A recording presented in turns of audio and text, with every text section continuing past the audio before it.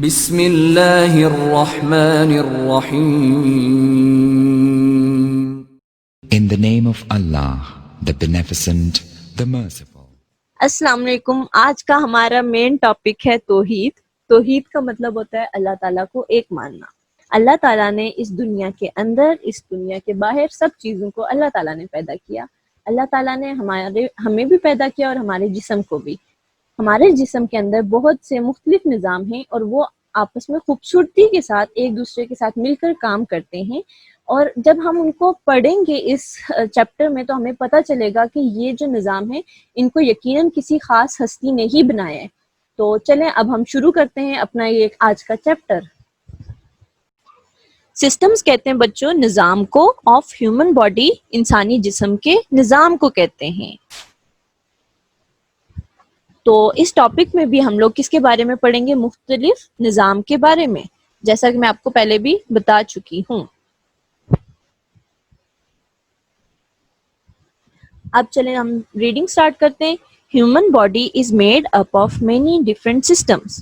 Human body इंसानी जिस्म किससे मिलकर बनता है? Is made up of different systems, मुख्तलिफ निज़ामों से मिलकर बनता है। A human body has 8 important systems।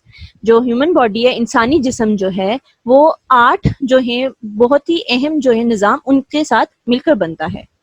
Skeletal system, जो ढांचा होता है, हड्डियों का ढांचा, उसको कहते हैं। रेस्पिरेटरी सिस्टम,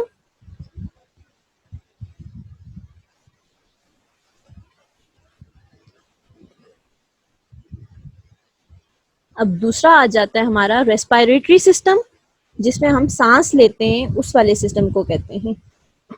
सिस्टम निज़ाम को कहते हैं बच्चों, सांस लेने के निज़ाम। अब तीसरा आ जाता है डाइजेस्टिव सिस्टम, निज़ाम इंहज़ाम, जो जिसे हम हजम करते हैं, जिससे हम जो खाना खाते हैं वो हमारा किस तरह बॉडी के अंदर जाता है और किस तरह हजम होता है, वो हम इस सिस्टम में पढ़ते हैं।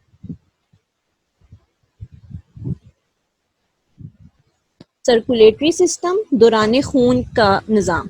दौरान खून का मतलब होता है हमारी जो बॉडी है, हमारा जो जिस्म है, उसके अंदर जो खून की किस तरह सर्कुलेशन होती है, गर्दिश किस तरह होती है, किस तरह खून एक बॉडी पार्ट से दूसरे में जाता है।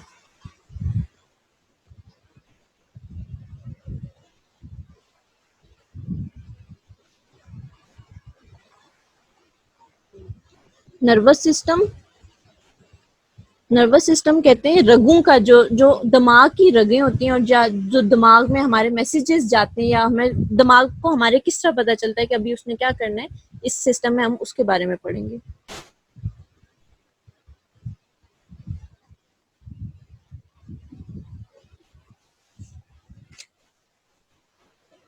एक्सक्रीटरी सिस्टम, फासिद मादे को निकालने का निज़ाम। मतलब जो हमारे जिस्म में जो भी कोई गंदगी आ जाती है, तो अल्लाह ताला ने एक ऐसा भी निज़ाम बनाया है जिसकी वजह से वो हमारे जिस्म से बाहर निकल जाता है। तो इस निज़ाम में हम उसी के बारे में पढ़ते हैं। मस्कुलर सिस्टम, पट्ठों का निज़ाम। पट्ठे होते हैं हमारे पूरे जिस्म में, पट्ठों का जो है वो किरदार बहुत ही अहम होता है। तो इस वाले में हम इसी को पढ़ेंगे। और ये जो भी हम लोग पुल और पुश, मतलब कि जो भी हरकत जो भी हमारे जिस्म कर रहा है, वो पट्ठों के निज़ाम ही की वजह से कर रहा है। अब हम लोग पढ़ते हैं रिप्रोडक्टिव सिस्टम, तौलीदी निज़ाम।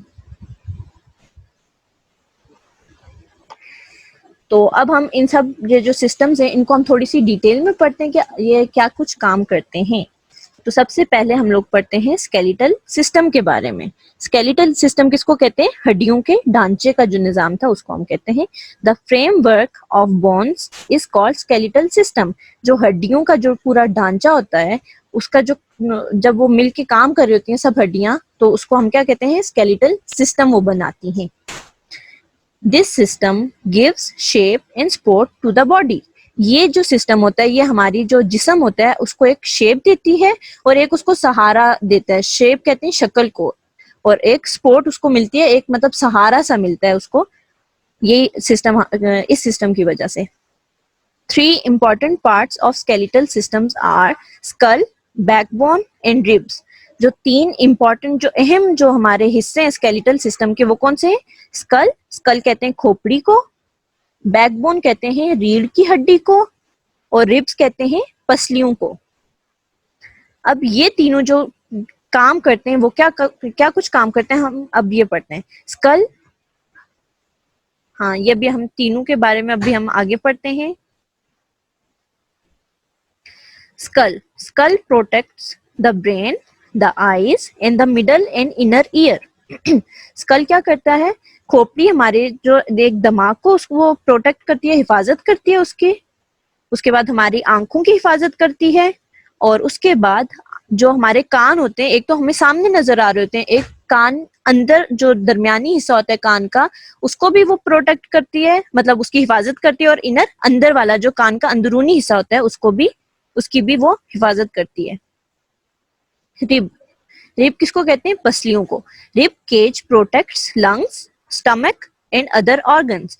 रिब केज किसको कहते हैं? ये जो पसलियों का एक केज होता है, पिंजरा, पिंजरा टाइप सा होता है, ये जो हमारे लंग्स जो इनको फेफड़ों को कहते हैं, जो सीना जो होता है उसमें आपको महसूस होता है हड्डियां, तो वो होता है हमारा रिब केज होता है, और वो क्या करते हैं? हमारे फेफड़ों को हिफाजत करते हैं, उसके स्टमक मैदे की हमारी हिफाजत करते हैं, और इसी तरह और भी मुख्तलिफ अज़ा हैं जिनकी वो हिफाजत करता है। अब हम लोग आ जाते हैं बैकबोन पे। बैकबोन क्या करते हैं? रीढ़ की हड्डी हमारी किस लिए क्या मदद करती है? हेल्प्स टू मूव, हमें चलने फिरने में, हरकत करने में क्या करती है? मदद करती है। It has flexibility which helps in bending, इसमें होता है क्या? एक लचक होती है जो हमारे मुड़ने में हमारी मदद करती है। सबको समझ आई? अब हम लोग चलते हैं, अच्छा अब हम लोग चलते हैं नेक्स्ट पे, मस्कुलर सिस्टम, पट्ठों का निजाम।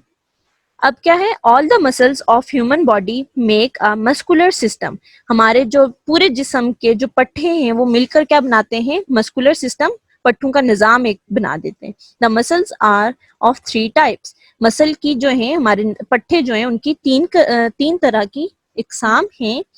एक कौन कौन सी हैं? अब वो स्केलेटल, वही एक हड्डियों के ऊपर जो हमारे पट्टे होते हैं उनको कहते हैं स्केलेटल।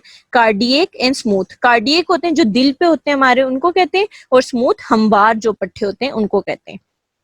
अब हम आगे पढ़ते हैं कि ये तीनों कहाँ इस्तेमाल होते हैं और मतलब क्या क्या इनके फंक्शंस हैं। The muscles which surround the bones are called skeletal muscles, जो वो पट्टे जो हमारी जो हड्डियों को घेरे हुए होते हैं उनको क्या कहते हैं? स्केलेटल मसल्स कहते हैं। और they move only when you want to move them, और ये तब भी हरकत कर सकते हैं जब हम उनको हरकत दिलाना चाहें। जिस तरह हम लोग अगर टांग जब चल रहे होते हैं तो अब हमारी मर्जी होती है कि हम चलें, तब भी वो हिल रहे होते हैं। जब हमें बाजू उठाना होता है तब हमारा मर्जी होती है, तभी वो मूव करते हैं। अब हम आ जाते हैं कार्डियक मसल्स। कार्डियक मसल्स मैं आपको पहले बता चुकी हूँ, दिल के मसल्स होते हैं। कार्डियक मसल्स वर्क ऑटोमेटिकली, ये खुद ब खुद काम करते हैं। आप सबको पता है कि हमारा दिल हम चाहें या ना चाहें वो खुद ही धड़कता है, ठीक है? तो इसलिए ये खुद ब खुद काम करते हैं। ऑटोमेटिकली का क्या मतलब होता है? खुद ब खुद काम करना। अब स्मूथ मसल्स के बारे में आप पढ़ते हैं हम। Smooth muscles are found in intestine, blood vessels, liver, kidney, stomach and body organs other than the heart. दिल के अलावा ये मुख्तलिफ जो अज़ा हैं उसमें क्या करते हैं? ये पाए जाते हैं, और वो कौन कौन से हैं? इंटेस्टाइन पे पाए जाते हैं। इंटेस्टाइन कहते हैं आंतों को। उसके अलावा ब्लड वेसल्स कहते हैं, ब्लड वेसल्स कहते हैं रगों के, खून की रगों को, और हाँ खून की रगों को कहते हैं ब्लड वेसल्स। लिवर कहते हैं जिगर को। किडनी को क्या कहते हैं? गुर्दे। और स्टमक का हम पहले भी पढ़ चुके हैं, मैदे को कहते हैं। और ये दिल पे क्यों नहीं काम करते? क्योंकि दिल के जो मसल्स होते हैं उनको क्या कहते हैं? कार्डियक मसल्स कहते हैं, ठीक है? और ये भी क्या करते हैं? दे ऑल्सो वर्क ऑटोमेटिकली, ये भी खुद ब खुद ही काम करते हैं। जिस तरह के मतलब के हमारे जो गुर्दे, लीवर, ये सब खुद ब खुद काम करें, इसको भी हमें जरूरत नहीं पड़ती, सवाए किसके? स्केलेटल मसल के। बाकी दोनों जो टाइप्स होती हैं मसल्स की वो खुद ब खुद काम करती हैं। अब हम आ जाते हैं अपने तीसरे सिस्टम पे, नर्वस सिस्टम। नर्वस किसको कहते हैं? रगों की सिस्टम को, जो मतलब दिमाग से हमारे बॉडी से दिमाग तक मैसेजेस लेके जाते हैं, और फिर जो दिमाग जो उसको कहता है वो वापस हमारे जिस्म को बताती है। अब हम स्टार्ट करते हैं। This system consist of brain, spinal cord and nerves. तो क्या है कि ये जो हमारे सिस्टम है ये भी 3 जो है मेन पार्ट्स हैं उस पे कंसिस्ट करता है। कंसिस्ट का मतलब होता है उस पे मुश्तमिल होता है। ब्रेन दिमाग को कहते हैं, स्पाइनल कॉर्ड रीढ़ की हड्डी, और नर्व्स रगों को कहते हैं। It controls all the inner working of our body. हमारी जो जिस्म के अंदर जितने भी काम होता है वो कौन सा संभालता है? System, nervous system. Nervous system में उनको बताता है कि कब कौन सा हमने क्या काम करना है। Brain is the main control centre. जो ब्रेन होता है, दिमाग जो होता है, वो हमारा काबू करने का जो मरकज होता है, उसका बुनियादी जो हमारी जिस्म को ऑफ आवर बॉडी, जो हमारे जिस्म को काबू करने का मरकज होता है, उसका बुनियादी एलिमेंट है, एक बुनियादी रुकन है, सेंटर है वो। अब आता है आगे, हम पढ़ते हैं द ब्रेन हैज 3 पार्ट्स। अब जो दिमाग है उसके भी 3 हिस्से हैं जो मेन। एक फोर ब्रेन होता है जो आगे का हिस्सा होता है दिमाग का, मिड ब्रेन दिमाग जो दरमियान वाला हिस्सा होता है, और हाइंड ब्रेन पीछे वाला हिस्सा। The spinal cord carries messages between nerves and brain. जो स्पाइनल कार्ड होती है, रीढ़ की हड्डी होती है, वो क्या करती है? जो मैसेजेस होते हैं, हमारे पैगामात होते हैं, वो किसमें? नर्व्स और दिमाग में और नर्व्स में, उन दोनों को लेके जाती है, उन तक पहुंचाती है। मतलब कि जो नर्व्स जो हमें बॉडी में मैसेज, इनके दरमियान जो है वो मैसेजेस इस तरह पहुंचाती है कि वो बॉडी, जो नर्व्स हैं वो बॉडी से आके इसको बताती है स्पाइनल कॉर्ड को, और स्पाइनल कॉर्ड वापस जाके दिमाग को बताती है कि जो बॉडी है वो क्या चाह रही है अभी। Nerves are the bundles of fibres. जो नर्व्स होता है वो एक गुच्छा होता है फाइबर्स का, which are capable of carrying messages from organs to brain and spinal cord। जो किसके काबिल होती है? कैपेबल का मतलब होता है काबिल होना, किसी भी कभी। कैपेबल किसकी होती है? कि वो मैसेजेस किससे लेके आए कि ऑर्गन जो है, मुख्तलिफ अज़ा है हमारे जिस्म के, उनसे वापस वो किस तक लेके जाती है? स्पाइनल कॉर्ड तक लेके जाती है। रीढ़ की हड्डी को बताती है हमारे फलां जिस्म के हिस्से को ये चाहिए, फिर स्पाइनल कॉर्ड जाके अपने दिमाग को बताती है कि मुझे नर्व ने ये मैसेज किया। अब हम आगे चलते हैं नेक्स्ट सिस्टम की तरफ, और वो है सर्कुलेटरी सिस्टम। सर्कुलेटरी सिस्टम किसको कहते हैं? दौराने खून का निजाम। मतलब कि हमारी बॉडी में खून किस तरह गर्दिश कर रहा है, किस तरह वो हर बॉडी पार्ट तक पहुंच रहा है, इस सिस्टम में हम वो पढ़ते हैं। Blood is a thick red fluid. जो होता है खून, वो क्या होता है? एक गाढ़ा सा सुर्ख कलर का मवाद होता है। It goes round and round inside the body through blood vessels. ये हमारे जिस्म के अंदर बार बार गर्दिश कर रहा होता है, किसमें? ब्लड वेसल के थ्रू। ब्लड वेसल्स किसको कहते हैं? हमने अभी ऊपर भी पढ़ा है, जो हमारी खून की रगें होती हैं ना, उनको हम क्या कहते हैं? Blood vessels. ये ब्लड वेसल्स के थ्रू हमारी पूरी बॉडी में अंदर ही अंदर क्या कर रहा होता है? जा रहा होता है। This is called circulation of blood. इसी को क्या कहते हैं? ब्लड की सर्कुलेशन। ब्लड का के दौरानिया किस तरह होता है? ब्लड किस तरह हमारी बॉडी में रोटेट कर रहा होता है, घूम रहा होता है। Circulatory system circulates material with blood through out the body. इसके अलावा एक तो सर्कुलेटरी सिस्टम क्या करता है? एक तो ब्लड को हमारी पूरी बॉडी में गर्दिश करवा रहा होता है, और उसके अलावा मुख्तलिफ मवाद को भी गर्दिश करवा रहा होता है। ठीक है, अब क्या हम आगे पढ़ते हैं। This system consist of heart, blood and blood vessels. ये जो सिस्टम होता है, ये जो 3 इसके जो मेन पार्ट्स हैं वो कौन से? हार्ट दिल को कहते हैं, ब्लड खून को कहते हैं, और ब्लड वेसल्स खून की रगों को कहते हैं। क्योंकि आप सबको पता है कि जो हमारा खून जो होता है वो किससे, जब हमारा हार्ट जो होता है, दिल जब हमारा पंप करता है तभी वो खून आगे मतलब पूरी बॉडी पे जाता है। अब हम आगे पढ़ते हैं रेस्पिरेटरी सिस्टम के बारे में। रेस्पिरेटरी सिस्टम कहते हैं हमारे जो हम सांस लेते हैं ना, उस सिस्टम को कहते हैं। In this system energy is produced. इस सिस्टम में ताकत जो होती है वो पैदा होती है। ठीक है, वो अब किस तरह पैदा होती है हम पढ़ते हैं। The process of inhaling oxygen and exhaling carbon dioxide is called respiration. अब ऑक्सीजन और कार्बन डाइऑक्साइड जो हैं वो दोनों क्या है? गैसेस हैं, और हमारी बॉडी को ऑक्सीजन चाहिए होती है हमें जिंदा रहने के लिए, और कार्बन डाइऑक्साइड जो होती है वो गंदी गैस होती है जो हमारी वापस बाहर निकलती है। अब इनहेलिंग कहते हैं ऑक्सीजन का अंदर करना, और एक्सहेलिंग कहते हैं कार्बन मतलब किसी भी गैस का बाहर निकलना। तो हमारी बॉडी से कौन सी गैस निकलती है? कार्बन डाइऑक्साइड निकलती है, और इस पूरे प्रोसेस को क्या कहते हैं? रेस्पिरेशन। ठीक है, अब हम आगे बढ़ते हैं। Respiratory system consist of nose, wind pipe and lungs. किसके ये जो रेस्पिरेटरी सिस्टम होता है, जो सांस लेने का निजाम होता है, ये किस पे मुश्तमिल होता है? नाक, विंड पाइप जो सांस वाली नाली होती है, और लंग्स फेफड़े। ये आपको ये डायग्राम नजर आ रही है ना? ये जो इसमें एक तो नाक है हमारा, वो अभी इसमें नजर नहीं आ रहा सही से, लेकिन ये जो एक ऊपर से लाइन से आ रही है ये हमारा विंड पाइप है, और ये जो दो हैं ये होते हैं फेफड़े, लंग्स कहते हैं। और इनको बाहर किसने कवर किया होता है? स्केलेटल सिस्टम की जो होती है ना, रिब केज, उनने इसको प्रोटेक्ट किया हुआ होता है। ये हम पहले पढ़ चुके हैं। ठीक है, अब हम लोग अब हम आगे पढ़ते हैं कि हमें ये किस तरह हमारी हेल्प करते हैं सांस लेने में। The air passes through wind pipe, नहीं, वी ब्रीथ थ्रू और नोज। हम किसके जरिए सांस लेते हैं? नाक के जरिए। उसके बाद क्या होता है? The air passes through wind pipe and इंटर्स into lungs. उसके बाद क्या होता है? जब हम सांस लेते हैं तो हमारी जो सांस होता है वो विंड पाइप के थ्रू जाता है, और आपको नजर आ रहा है ना ये जो एक नाली सी, उसके बाद ये दोनों जगह इंटर हो रही है, दोनों लंग्स में इंटर हो रही है, और वो फिर किस में चला जाता है? लंग्स में चला जाता है हमारा। और उसके बाद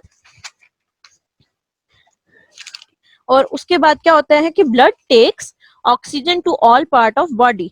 और उसके बाद जो हमारा लंग्स के अंदर जो ब्लड होता है वो क्या करता है? ऑक्सीजन लेके पूरे जिस्म में चला जाता है। So in this process carbon dioxide gas is exhaled through nose. और उसके बाद जब ऑक्सीजन लेके जाता है तो उसके बाद जो कार्बन डाइऑक्साइड, जो गंदी गैस होती है, वो भी वापस नाक ही के जरिए बाहर निकल जाती है। तो इसका क्या मतलब होता है कि हमें सांस किससे लेना चाहिए? नोज से लेना चाहिए, नाक से लेना चाहिए, नाक के मुंह से सांस लेना चाहिए, क्योंकि उसके नुकसानात थोड़े ज्यादा होते हैं। क्योंकि अल्लाह ताला ने नाक ही में वो निज़ाम बनाया है, तो हमें नाक से ही सांस लेना चाहिए। डाइजेस्टिव सिस्टम, निज़ाम इंहजाम, मतलब क्या होता है इसका? कि जो हम लोगों ने खाना खाते हम, तो वो हजम कैसे होता है, हम इस सिस्टम में ये पढ़ते हैं। इन दिस सिस्टम, इस सिस्टम में the food we eat is digested and get absorbed in our blood. जो हम खाना खाते हैं वो क्या होता है? वो डाइजेस्ट होता है, हजम होता है, और उसके बाद हमारा जो खून होता है उसके अंदर जज़ब हो जाता है वो खाना। मतलब उसमें से जो अच्छी चीजें होती है ना, वो हमारे उसमें चली जाती हैं, खून में हमारे चली जाती हैं। अच्छा जी, digestive system consist of mouth, stomach, small intestine, large intestine. अब जो डाइजेस्टिव सिस्टम, जैसा हर एक जो सिस्टम होता है वो किसी ना किसी चीज पर मुश्तमिल होता है, ये किस पे मुश्तमिल होता है? हमारे मुंह, स्टमक किसको कहते हैं? मैदे को कहते हैं, स्मॉल इंटेस्टाइन छोटी आंत, और लार्ज इंटेस्टाइन बड़ी आंत को कहते हैं। तो हमारा ये जो डाइजेस्टिव सिस्टम होता है ये इन चार पार्ट्स पे मुश्तमिल होता है। Digestion of food begins in mouth. हम लोगों का जो खाने की डाइजेशन होती है, उसका जो हजम होने का सिस्टम होता है, वो हमारे मुंह ही में शुरू हो जाता है। वो अभी आप बड़ी क्लासेस में जाके पढ़ेंगे कि वो किस तरह हजम किस तरह होता है। Food passes through food canal and goes into stomach. उसके बाद क्या होता है? जब हजम हो जाता है थोड़ा सा उसमें मुंह में, तो उसके बाद क्या होता है? हमारा जो खाना होता है वो फूड कैनाल के थ्रू स्टमक में जाता है। ये भी आपको इधर देखो डायग्राम में दिखाया हुआ है ना, ये मुंह में हमने कुछ डाला, और फिर जिस तरह एक विंड पाइप आता है, विंड पाइप के साथ ही एक और पाइप होता है, उसको कहते हैं फूड कैनाल। फूड कैनाल के जरिए वो किस में जाता है? स्टमक में चला जाता है। स्टमक जो होता है वो जो हमारे होते हैं, क्या कहते हैं उसको? लंग्स के थोड़े से नीचे होता है, तो स्टमक में चला जाता है खाना। उसके बाद क्या होता है? The stomach releases digestive juice and changes it into the paste. उसके बाद क्या करता है? हमारा जो मैदा होता है वो एक जूस प्रोड्यूस करता है, मतलब एक हजम करने के लिए, हमारा के खाने को हजम हो जाए, एक पेस्ट सा बनाने के लिए उसको क्या करता है? एक जूस प्रोड्यूस करता है, ताकि वो क्या करे? जो हमारा खाना है वो एक पेस्ट से में तब्दील हो जाए, और वो जो जूस प्रोड्यूस करता है उसको कहते हैं HCl।